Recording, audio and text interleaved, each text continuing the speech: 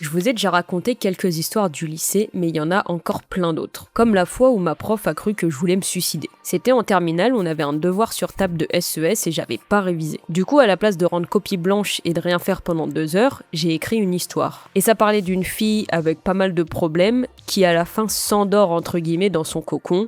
CF, elle se suicide. Oui, pas très gai comme histoire effectivement. À la fin du devoir, je rends quand même ma copie, et quelques jours après, je suis convoquée avec mon père. La prof explique qu'elle s'inquiète pour moi et que je devrais aller voir le psy du lycée si j'ai des idées noires. Mon père, il regarde la copie et il dit juste « Ah mais vous inquiétez pas, c'est du Emma tout craché ». Et effectivement, c'était juste une histoire inventée, j'allais très bien. Mais merci à la prof parce que je trouve que c'est important de prendre ce sujet au sérieux. Et en parlant de copies un peu farfelues, toujours en terminale, j'avais un contrôle de maths et j'avais toujours pas révisé. Du coup, j'ai juste rendu une copie avec écrit « Comme je n'ai pas révisé, je vais pas écrire n'importe quoi histoire de dire, mais je vous souhaite bon courage pour la correction des copies, Hakuna Matata comme dirait l'autre. » Encore en terminale, décidément c'était vraiment l'année de la décadence, j'ai séché un trimestre entier.